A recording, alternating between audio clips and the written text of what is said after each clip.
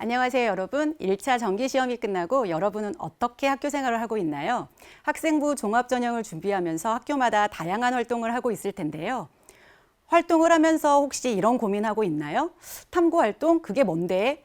어떻게 하는 건데? 내가 관심 있는 거 쓰라고 하는데 난 그런 거 없는데? 하며 괴로워하고 있을 친구들도 있을 텐데요. 선생님도 이맘때 학생들로부터 가장 많이 받는 요청이 학생부에 기록할 탐구 주제 좀 정해주세요입니다. 이런 궁금증에 대한 답은 대학에서 만들어 놓은 가이드북에 자세히 나와 있습니다. 대학은 여러분이 무엇을 아는지보다 어떻게 궁금해하고 어떻게 찾아냈는지를 알고 싶어 합니다. 그래서 오늘은 이를 바탕으로 여러분들이 궁금해하는 학교 생활에서 슬기롭게 탐구 활동하는 방법을 함께 배워보겠습니다. 학생부 종합전형은 학교생활 기록부에 나타난 단순한 수치상의 성적으로만 평가하는 것이 아니라 고등학교 3년 동안의 학교생활 전반을 정성적이고 종합적으로 판단하는 전형입니다. 이 전형에 대해 대학들은 학생부 종합전형 가이드북이라는 것을 만드는데요. 여기서 공통적으로 강조하는 것을 여러분들은 화면으로 지금 보고 계십니다. 학습과 질문, 적용, 실천이 눈에 띕니다. 그런데 이렇게 읽으니까 너무 막막하고 어렵게 느껴지네요. 그럼 이렇게 생각해 볼까요?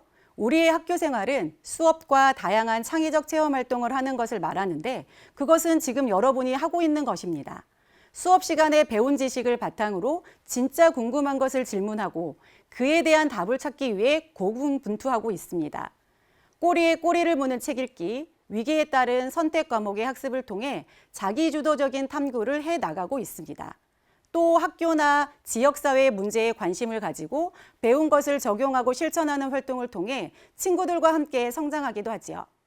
이런 학습과 질문, 또 학습, 그리고 적용과 실천은 탐구라고 부를 수 있고 여러분의 탐구에 대한 이야기를 대학이 듣고 싶어 하는 거랍니다.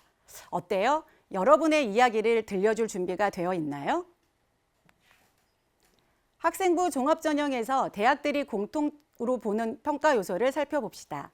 화면에서 보는 것처럼 세 가지로 정리할 수 있어요. 첫 번째, 학업 역량. 이건 단순히 성적이 좋다는 게 아닙니다. 서울대 안내서에는 이렇게 나와 있어요. 주어진 여건에서 교과 학습 활동의 성취 수준과 학업 역량을 평가한다. 즉, 내신 등급 숫자만 보는 게 아니라 이 학생이 수업에서 어떻게 생각하고 어떻게 탐구했는가를 본다는 겁니다. 다른 대학도 마찬가지입니다. 학생이 수업에 임하는 태도와 학습 과정, 교과 담당 선생님의 평가를 매우 의미 있는 자료로 본다고 명시하고 있습니다. 두 번째, 진로 역량. 대학마다 차이는 있지만 진로 역량의 비중은 30에서 50% 정도입니다. 이 비중의 뜻은 뭘까요?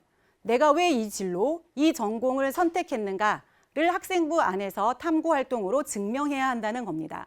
단순한 관심이 아니라 관련 수업에서 깊이 생각하고 탐구한 흔적이 있어야 합니다. 세 번째, 공동체 역량. 이 또한 대학마다 30% 내외로 반영하고 있습니다. 발표 시간에 친구들과 어떻게 토론했는지, 모둠 활동에서 어떤 역할을 했는지를 물어보는 건데 이것들은 수업 혹은 활동에서 자연스럽게 드러나는 겁니다. 정리하면 어느 대학을 지원하든 결국 같은 질문을 합니다.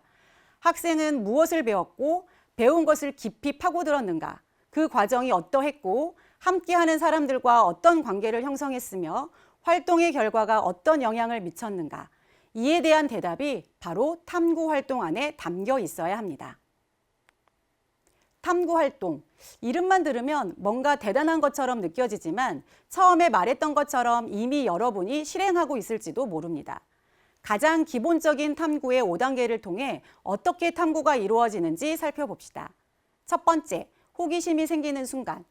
수업 중에 선생님 설명을 듣다가 이거 왜 이렇지? 하고 느끼는 순간, 바로 그게 탐구의 시작입니다. 이 순간을 그냥 흘려보내지 마세요.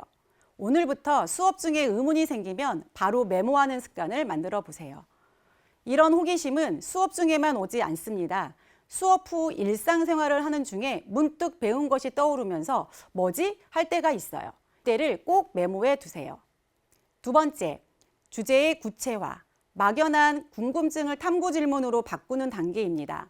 예를 들어 불평등이 심하다는데 얼마나 심하지? 라는 생각을 한국의 진위 계수가 10년간 어떻게 변화했고 복지 정책과 어떤 관계가 있을까?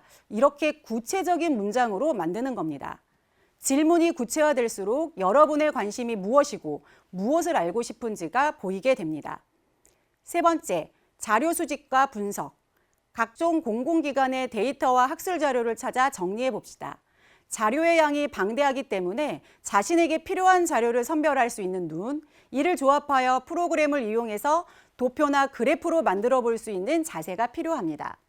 네 번째, 결론과 성찰. 내 탐구의 결론이 뭔지, 그리고 내가 잘못 생각한 부분이나 한계는 무엇인지를 알아야 합니다. 완벽한 결론이 아니어도 돼요.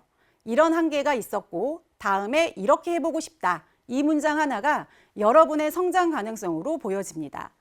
다섯 번째, 교사에게 공유하는 단계인데요. 이 단계가 끝에 있다 보니까 활동 결과를 교사에게 통보하는 것으로 보일 수 있겠습니다. 하지만 여러분, 탐구는 시작부터 끝까지 교사와 함께 진행됩니다. 교사는 과정에서 학생들과 상호작용하면서 여러분의 성장을 관찰합니다. 탐구의 결과와 과정의 관찰은 선생님의 기록의 바탕이 됩니다. 탐구에 대한 흔한 오해 한번 짚고 넘어가겠습니다. 가장 흔한 오해가 탐구는 대단해야 한다는 거예요. 아닙니다. 수업 내용에서 출발한 소박한 질문으로 충분합니다. 또 결과가 틀려도 괜찮습니다. 오히려 가설이 틀렸는데 왜 그랬는지를 분석하는 것이 좋습니다. 관심 있는 한 가지를 깊게 꾸준히 쌓아가는 과정을 담아보세요. 여러분이 수업 시간에 얼마나 충실했는지를 보여주세요. 자, 이제 실제 사례로 가보겠습니다. 지금부터 사회교과와 과학교과의 실제 사례를 보여드릴 텐데요. 첫 번째 사례입니다. 수업 시간에 선생님이 소득 불평등과 관련하여 진위계수를 설명하셨습니다. 이 학생은 문득 이런 생각이 들었대요. 우리나라 진위계수가 얼마야? 다른 나라랑 비교하면 어떻게 다를까?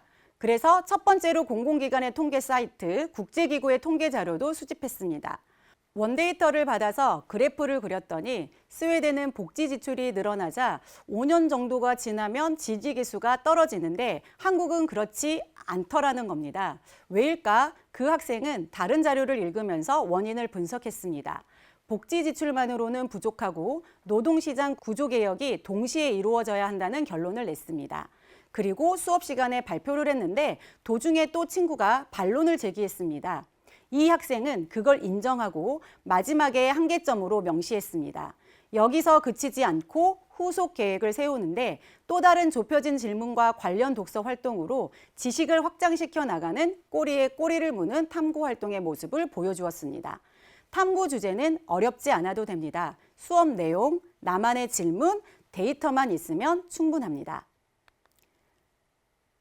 두 번째입니다. 통합과학의 환경 관련 단원에서 미세 플라스틱 토론 수업이 있었습니다. 모둠 토론 중에 학생이 이런 말을 했대요. 바다에 미세 플라스틱이 많다고 하는데 우리 학교 근처 하천은 어떨까? 그 순간 선생님이 이렇게 말씀하셨죠. 그럼 직접 조사해 볼까?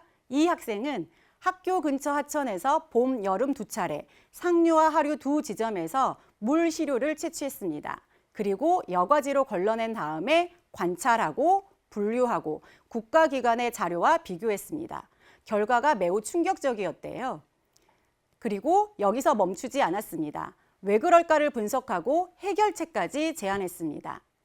이 학생은 교실에서 배운 것을 현실에서 검증하고 과학을 사회와 연결할 줄 아는 사람이구나 라고 생각하겠죠. 사회교과든 과학교과든 핵심은 같습니다. 수업, 질문, 탐구, 기록, 이 흐름이 학생부를 바꿉니다. 이제 정리하겠습니다. 탐구 활동을 시작하는 방법 사실 딱 3가지면 됩니다. 첫 번째, 오늘 수업이 끝나고 5분, 오늘 뭐가 궁금했지? 라고 스스로에게 물어보세요. 메모 하나면 충분합니다. 이게 쌓이면 나만의 탐구 아이디어 뱅크가 됩니다. 두 번째, 가장 흥미로운 메모 하나를 골라 뭐뭐와 뭐뭐의 관계는 이 형태의 탐구 질문으로 바꿔보세요. 이 한 문장이 탐구의 시작입니다. 세 번째, 나의 탐구를 알고 있는 선생님과 상호작용을 통해 활동의 피드백을 받으며 나를 성장시켜 봅시다. 지금 당장 시작하는 탐구 활동에서 꼭 실천해야 하는 것이 독서입니다. 막연하게 무엇을 읽을까 고민하지 말고 수업 시간에 궁금증이 생기면 교과서와 선생님이 추천하는 책을 반드시 읽어보시는 게 좋겠습니다. 책을 읽으면서도 질문을 던져봅시다. 무조건적으로 읽을 것이 아니라 왜라는 물음과 그 답을 찾는 책 읽기가 된다면 다 읽은 후에 자신에게 생긴 변화를 느끼실 수 있을 겁니다.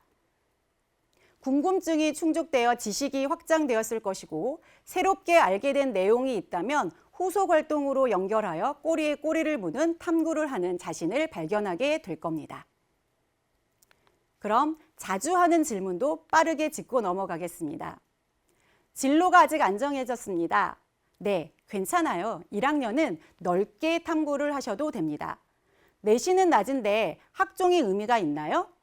네, 있습니다. 진로 활동, 동아리 활동 등을 통해 탐구의 깊이와 진로 역량을 충분히 보완할 수 있습니다. 탐구를 어떻게 시작해야 하나요?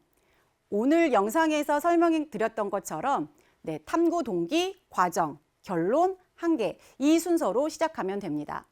수업 시간의 호기심과 행동으로 옮기는 용기, 그게 전부입니다. 여러분, 탐구 어렵지 않죠? 지금 막 해보고 싶지 않나요?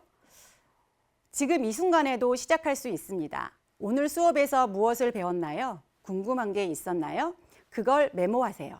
그리고 질문의 답을 찾아내기 위해 책을 읽어보세요. 그게 슬기로운 탐구 생활의 첫 페이지입니다. 여러분도 탐구할 수 있습니다. 감사합니다.